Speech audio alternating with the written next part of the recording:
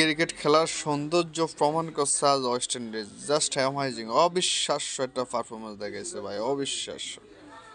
ঠিক আছে, অসাধারণ একটা গেম ছিল, অসাধারণ। যারা দেখে নাই তারা মিস করছে, বাট টেস্ট খেলা যারা আমার মতো কাজ করেন, ব্যস্ততা, ঠিক আছে, দেখার তো সুযোগ হয় না, বাট মাঝে মাঝে স্কোর দেখছি। খেলাটা দেখা জাস্ট মানে একবারে নিউজটা পায়া মাত্র ড্র হয়েছে শুনলাম আর কি, মানে কি বলবো, বাসায় প্রকাশ করার মতো না। ঠিক আছে, এক যুগ এরম একটা ম্যাচ হয় হয়তো, এক যুগে একটা ম্যাচ হয়। সত্যি অসাধারণ একটা ম্যাচ ছিল। ক্রিকেটের সুন্দর বলতে এই ধরনের ম্যাচ কি আমরা বুঝি। ওয়েস্ট ইন্ডিজ ক্রিকেট টিমের জন্য শুভকামনা রইল, তারা যেন হারানো অতীত আবার খুঁজে পায়। ঠিক আছে, ওয়েস্ট ইন্ডিজ ক্রিকেট টিমটার দিকে তাকাইলে কি লেগে যেন একটা মায়া লাগে। প্লেয়ার থাই কেউ নাই।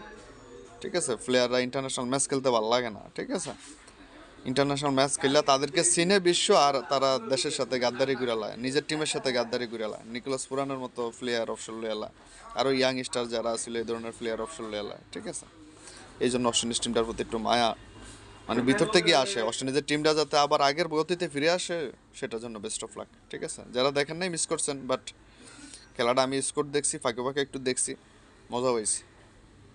Best of luck West Indies cricket টিমের জন্য।